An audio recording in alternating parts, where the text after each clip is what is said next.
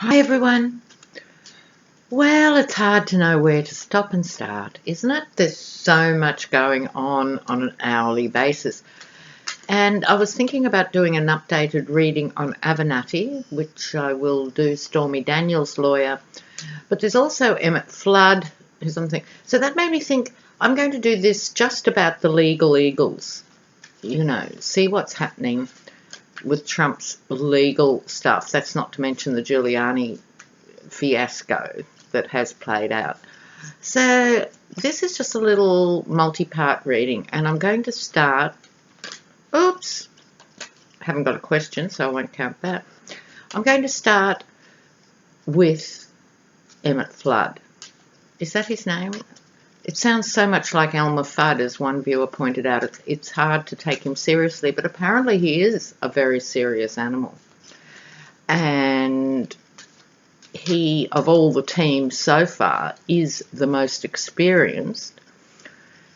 I don't know whether he just thought, my name is fading from the history books, I want to take on this super famous case, or whether he thinks he can save America, or what the hell he thinks. I don't know.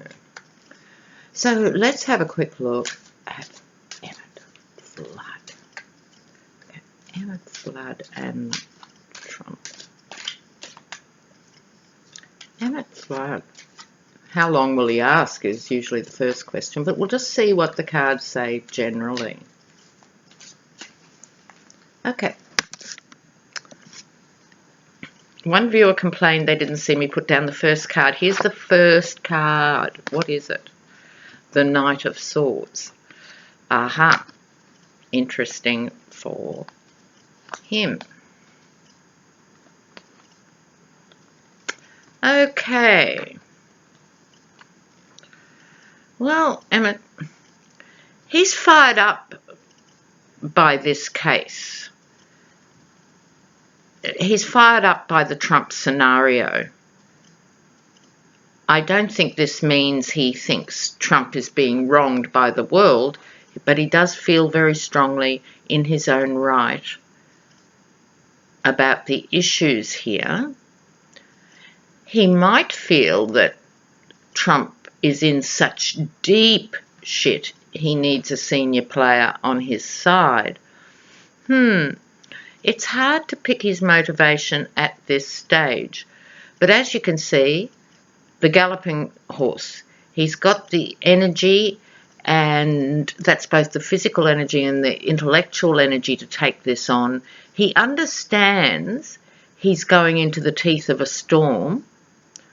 Like, he's not a naive man, he's a senior player, but whether he really has a grasp on the storm he's going into remains to be seen. So the other factors at play here, there's the Six of Pentacles, the card of being condescending. So maybe he thinks, you know what, this guy is a total fuckwit, but he deserves justice like every American deserves justice. Look, I'm sorry. Call me prejudice, call me bias. As it says on my homepage, I'm not fair and balanced. But if this is his thinking, Trump deserves good representation like everyone else, and that is his sole motivation, well, is it to be commended, or does he really need a kick in the ghoulies to wake him up? I don't know. I don't remember Emmet Flood from whatever he did for the Clinton thing. He hasn't lodged in my brain space. So it could be condescending in that way. It could be possibly the aspect of this card, which is, you scratch my back, I'll scratch yours, meaning, Trump, I'll give it my best shot, you'll have my best legal brain on this, but you have to do what I say. Ha! Is he in for a rude awakening? I suspect it's a second interpretation. My feel from this is He does believe everyone deserves, good representation, and he's the man. And he thinks Trump will come to the party and be so grateful to have him that even though he wouldn't listen to any other lawyer, he's going to listen to me. I think there could be issues here, Emmet. Diminished celebration. The figures are very small. The pillars of the wands are very large. In other words, the issues are so huge. The legal nightmare is so vast. If this is a Flood and Trump, they are two tiny figures joined together, moving forward. Is it enough? I'll let you think about that, viewers. He's driven by justice, which is why I said what I said earlier. He really believes in blind justice. So even if someone is a vile, vile person, even if someone appears to have no redeeming features whatsoever, they still deserve due process and justice. Well, good luck with that one, love. So, I'm going down now to another couple of cards for Emmet.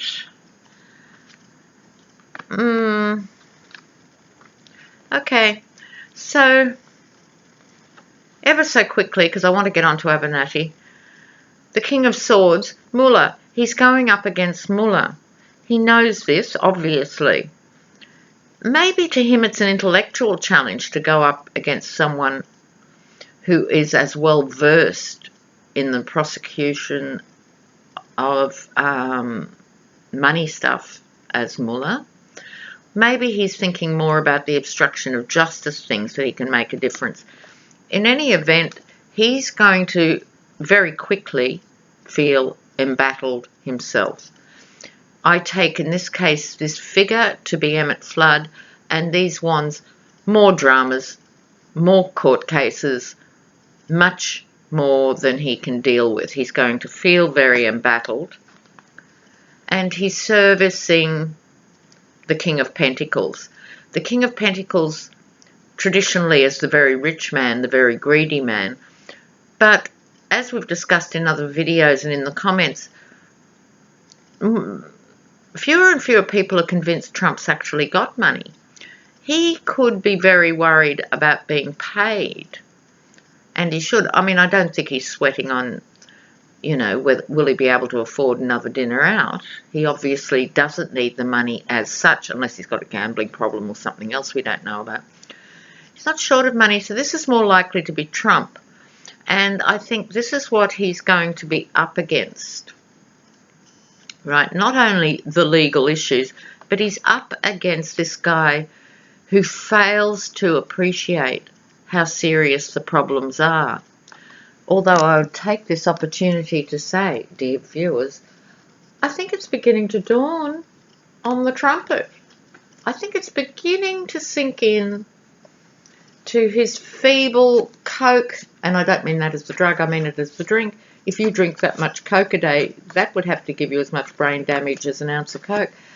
I really think Trump's beginning to realise it's a major problem.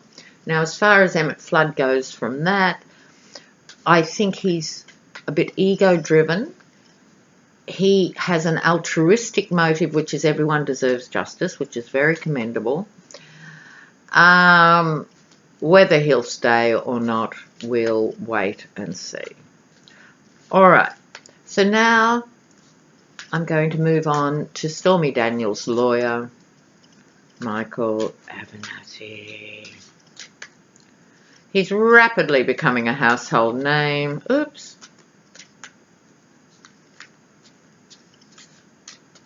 Avernatti, what's the next thing in store for him?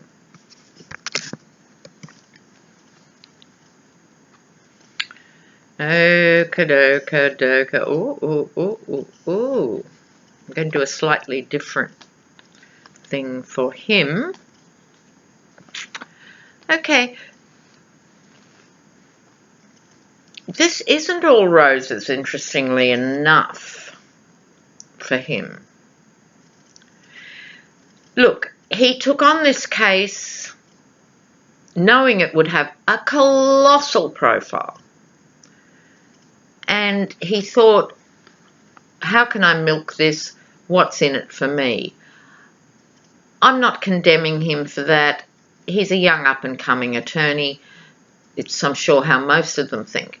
But there was that feeling, I'm going to grab this and run with it. Okay? He has just behind him the Fool walking off the cliff.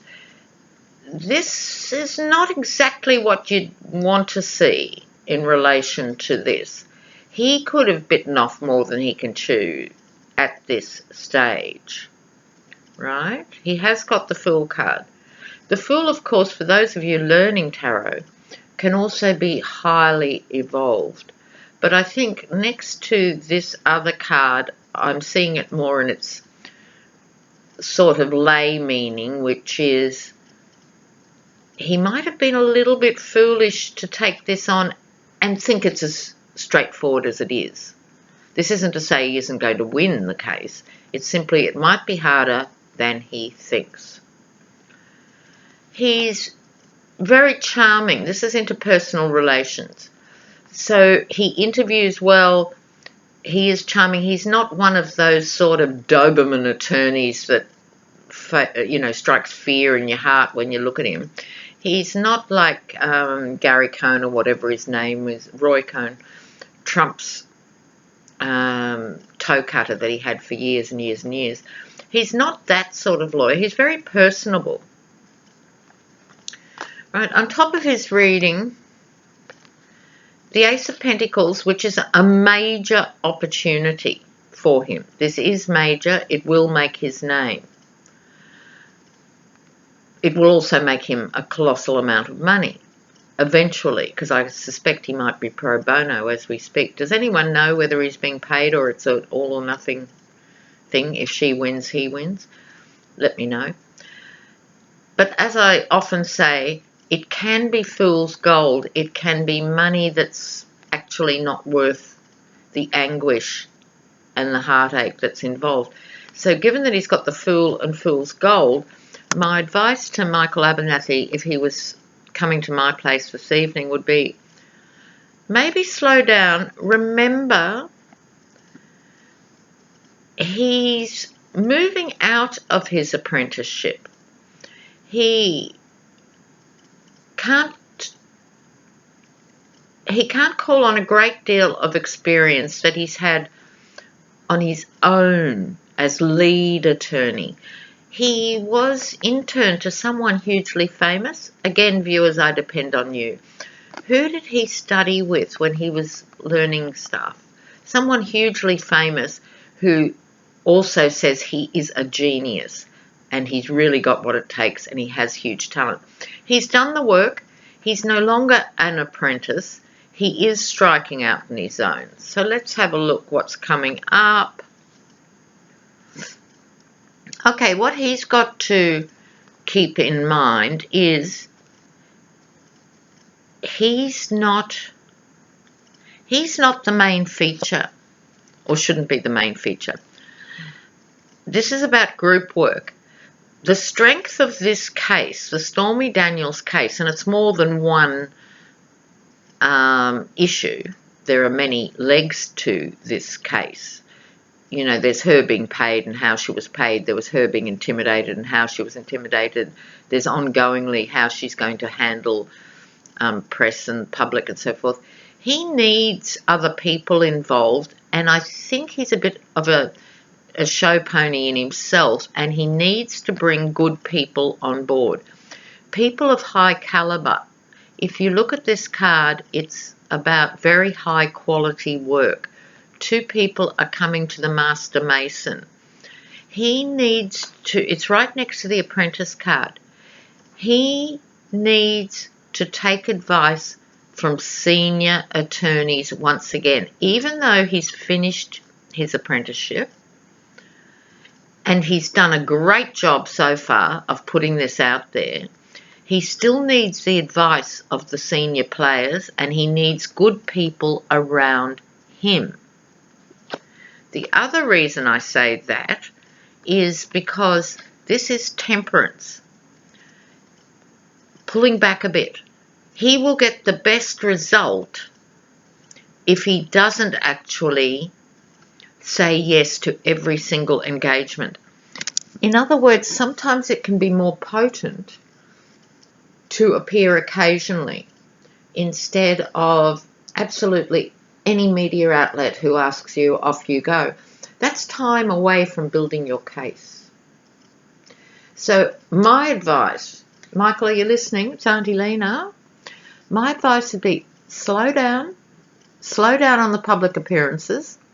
He performs really well, still do them, but really select the big meaty ones, and seek advice and work with other people. Then you will have success. All right. That's it for now. There will, of course, be so much more to follow. Bye now.